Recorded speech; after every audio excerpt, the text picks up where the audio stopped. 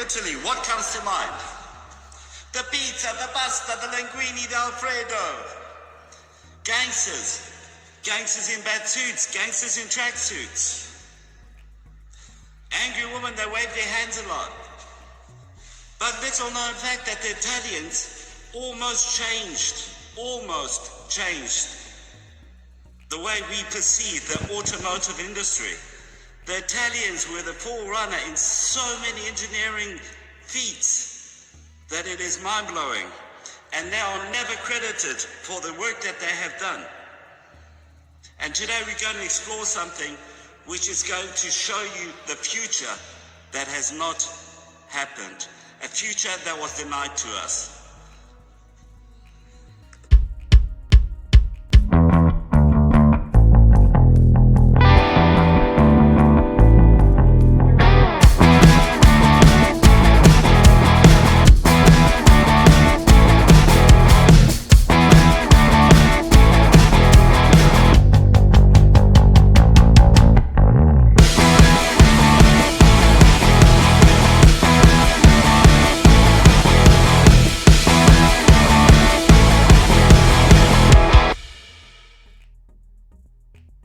When you think of Italian cars, the first thing that comes to mind is Ferrari, because it's red. People like the color red.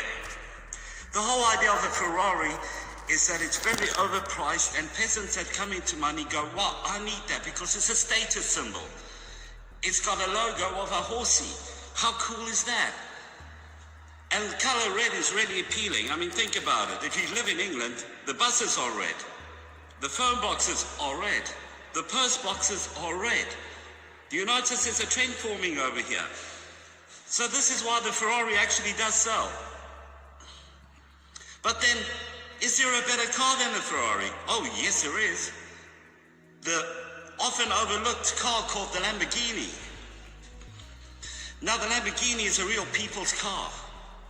After all, it comes in different colors. You can do groceries in the car. If your groceries are a pack of cigarettes, 2 bottles of tequila, and 3 grams of cocaine, it will all fit in. And your wife can also fit into it, because she's most probably a stripper that's bulimic, and has got absolutely no flesh to her at all, because she's a stripper. And when you own a car like that, it is obligatory to have a pole dancer for a wife. But that's not what we're talking about today. We're talking about actual decent Italian engineering. We're going to tell you about the time when Italians decided they're going to produce an engine that is so far into the future that even by today's standards, it really is a marvel. Now, which Italian company do you think this is? What engine are we talking about? What Italian feat that has never been rivaled? That's right, we are talking about Chrysler. That's right, you saw the Batmobile straight away. The first thing you thought about was, that's right, almost there. Turbine engines, there we go. The Batmobile was a dead giveaway about what we're talking about today. That and the title of the episode. Anyway, we're going to push along. Basically, Chrysler decided they're going to make sure that they're going to put a product out there that revolutionizes the way we perceive the car engine, the way we perceive the car, to be exact. And they didn't want to take any risks with this, so they approached the best engine builder to date, Casoria Ghia, which is in Italy. Ghia, not to be confused with the idiots that are roaming Earth in TPs, living off their parents' credit cards, because peace, man, you can't get a job. You don't want to starve to death and stuff. Not those Ghia people. We're talking about Casoria Ghia. Casoria, directly translated, means Cartoria. I could be lying about that, but hey, my show, who cares? Anyway, between 1963 and 64, the Cyclone, which the car was actually called the Cyclone, but the people at Chrysler decided this is too imaginative, So they just decided to rename it the turbine car. I'm not making this up. Nepotism, you got to love it. If you got a family member which is slightly slow, what you do is you give them a job on the board.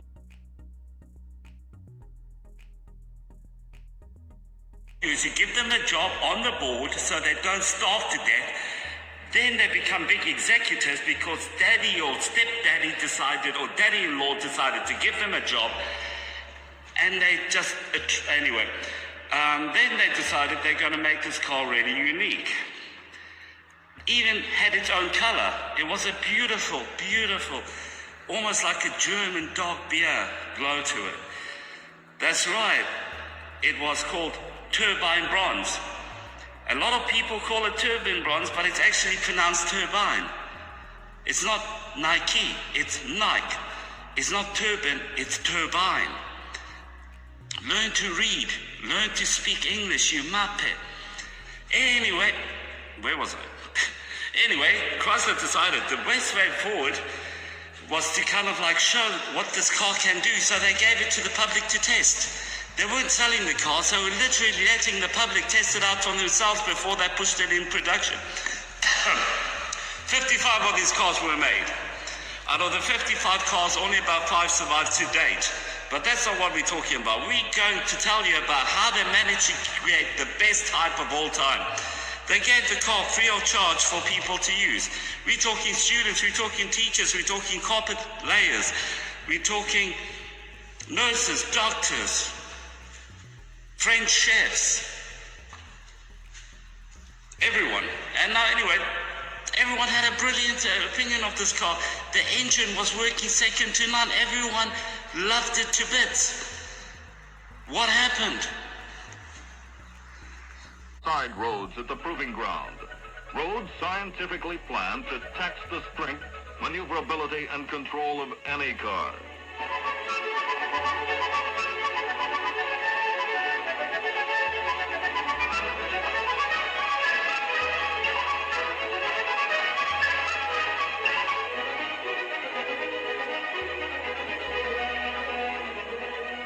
The turbine-powered automobile passed these grueling tests. Here is a car designed for easier maintenance, free of periodic oil changes and seasonal tune-ups. Here is full power potential for instant acceleration and outstanding climbing ability. Through the action of the variable nozzles, the driver is assured the same control he can get in the best conventional passenger car, even on the steepest grades. Right. This car had rave reviews. People were saying, the future is here, the future is now, the future is Chrysler. What happened? Why were these cars destroyed? Why were these cars made obsolete? Why were these cars crushed? Deciding to investigate this, I approached a couple of mechanics that I know in Brixton. As we are all aware that mechanics are all idiots, I got told the following things. That this car would never have been viable because mechanics would have to retrain. You know the idiots that shake wrenches and stuff and charge you a fortune for just replacing parts? Yeah, those guys.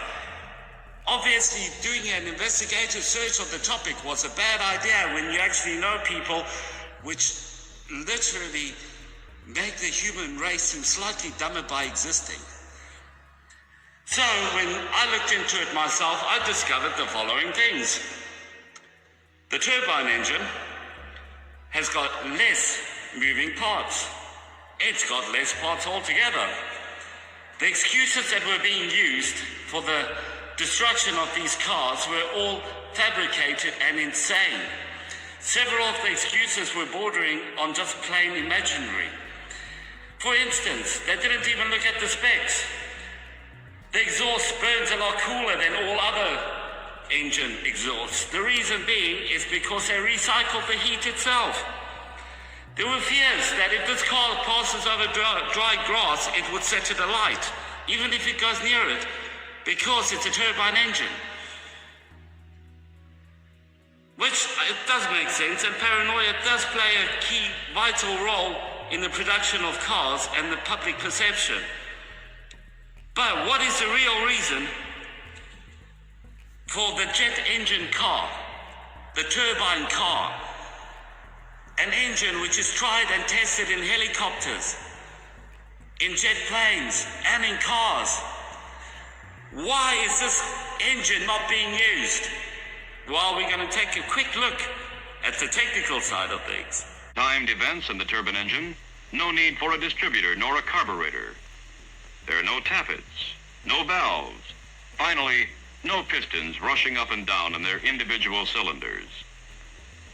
In the turbine engine, you have a smoothly efficient operating system which burns almost any available fuel. Unleaded gasoline, kerosene, diesel fuel, jet fuel. You have no low temperature starting difficulties, no engine warm-up period necessary. Hey, it is clear to me that basically the public should not be given free will. Choice is a bad thing. The last thing you need is a variety of fuels that you can run your car on. Now, I'm not going to point out anything about the petrol, the gas industry, because that'll be wrong of me, and I'll be going over to that special territory where people say that it could have been orchestrated by that, but that's not what I'm about. What I actually am about is to point out that this car over here was just a beautiful piece of engineering that was overlooked. They could have made our lives better. And the fact is that this car was not the original. Chrysler just made it beautiful. They made it perfect. The car was not only sexy, the turbine car is gorgeous in every aspect. Even the interior is beautiful. But what people are not aware of is that it's actually not the first one. This concept was being used way before. And now we're going to go into the territory, my territory. We're going into space boy land. We're going into sci-fi. We're going to go take a look why the turbine car was not the original, why it wasn't the first one. And this is not an episode pointing out that the big oil companies are robbing us and are forcing us to have inferior tech for their gain, for their profit. This is not what this episode is about.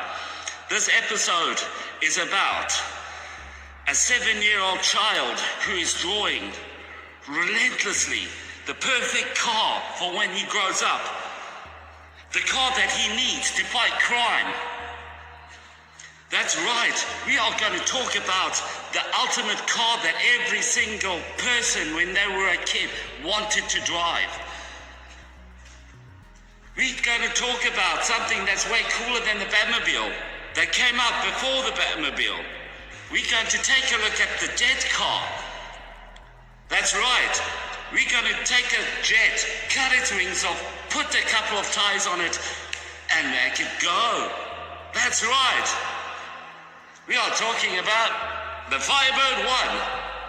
Thank you, General Motors. I really appreciate you actually bringing this into the world. Here we go.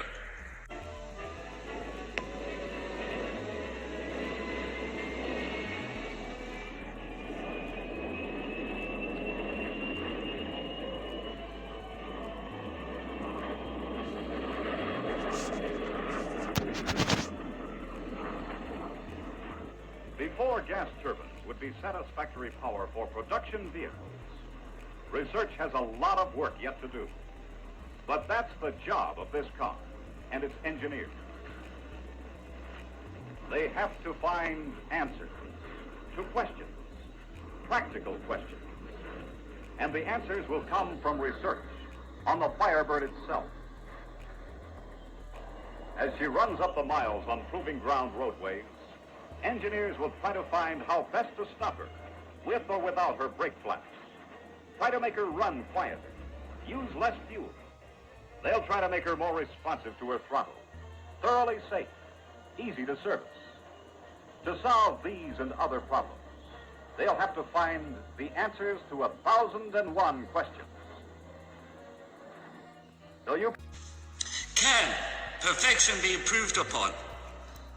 Is it possible to make something this good even better? Is there a Firebird 2? Yes. Now, you're thinking, what possibly can we add to it? Well, it's a glass dome that gives it the class. Body is desired, and titanium, a new wonder metal, is used. But styling is more than just a matter of pleasing lines, pretty colors, and a dash of chrome. It takes careful arranging to integrate the power plant chassis and body. Primarily, the passengers must be made comfortable in attractive seats, for the Firebird must look as well as perform like a car of the future. Now to give the first breath of life to this experimental car.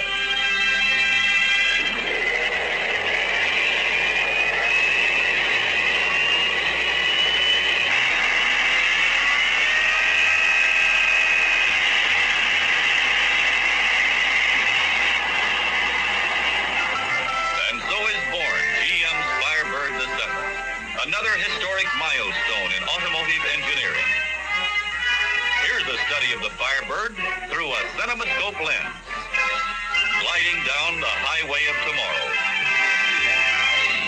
Now that we've seen perfection, they decided they're going to go one higher, one better, with a Firebird 3. Now, I think 2 domes is overkill, but that's just personally my opinion. And my opinion is also that the car industry needs to be built up again, from the ground up. It needs a fresh perspective. It is really strange that our grandparents got a glimpse of a future that we did not have. A future that has been denied to us. Now we're going to look at the Firebird 3, which is fantastic, but it will never beat the cool of the Firebird 2. The Firebird 2. Right? Now, anyway, the Firebird 3 decided it's going to have 1 million new innovations and then some. It's countless improvements have been made on the concept of the car. They redefined what a car is. They pushed the envelope. In fact, they bought extra envelopes just to push the envelopes, so they could push all the envelopes. And this over here is literally confusing to anyone who's driven a car, but it's not confusing to anyone who owns an Xbox. Confused? Well, you should be. They decided that they don't need the steering wheel, and they've done away with pedals. In fact, this over here, the Firebird 3, it's even hard to consider it to be a car, because the amount of innovations that went into it would have actually changed our lives, literally, the way we perceive cars. But I'm not going to dwell on it. In fact, I'm just going to literally drop you guys in head first to see something that, in my opinion, is beyond amazing. Around the clock until Firebird 3 is ready for the acid test. You.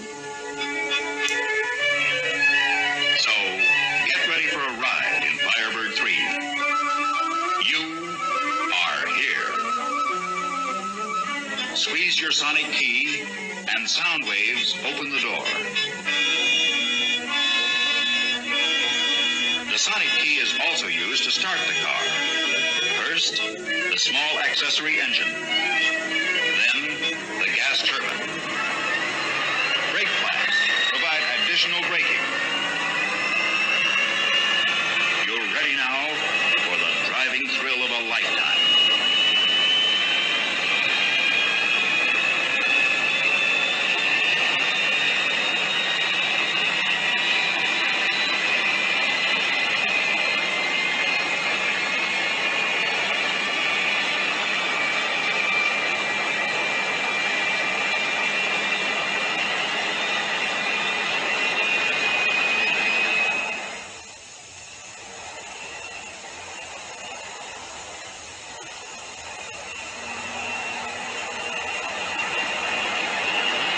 Sit back and relax?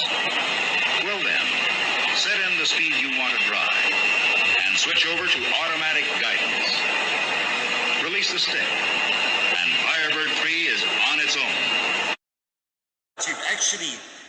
experienced the Firebird 3, there's little to be said regarding the whole idea of how far we've actually slumped, how far we went backwards from the developments I had in the past. The Firebird 3 literally has taken it to a whole new level. They're in a different game altogether. This entire episode revolves around the jet engine, a jet engine which has been tried and tested in jet planes, in helicopters, and in cars, but it's not being used. The reason being that most of these engines, if not all, but I would not like to say all because I do not want to go into territory which I'm not qualified to be in.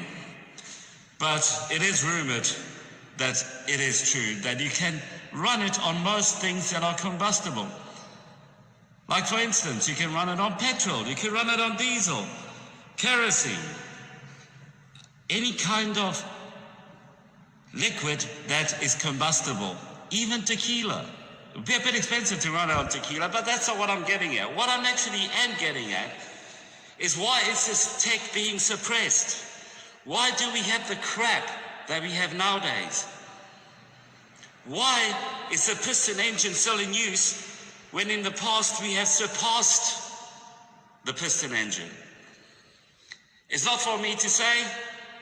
I'm not here to tell you what to think or what to believe. I'm just giving my perspective. And it's my show, so my opinion counts. Anyway, the main focus of today's show was the cool of the past, a cool we will never regain. We will never be able to capture the fantastic things that we had in 1963 and 64 with the turbine car and its predecessors, the Firebird 1, 2 and 3. The one behind me is a car that's been rebranded, but it was originally called the Firebird 4. Now, the automotive industry is clearly moving backwards. They say electric cars are going to make a splash, and I really hope they do. But if they don't, we really should look at alternative options, because the options that are available to us now is pretty much grey skies. So anyway, guys, I hope you enjoyed this rant. In no way am I trying to kind of sway anyone's opinions on anything or have the opinion, but what I am actually trying to say to you is here's something new, here's something beautiful that was used in the past.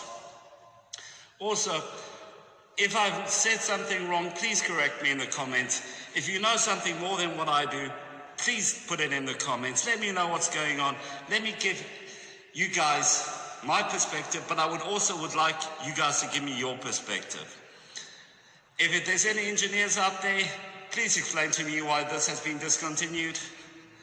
Anyway, guys, a lot of love. I do appreciate you guys hanging around for this rant. Like always, peace out. Oh, and like and subscribe, and I'll see you guys in the next one.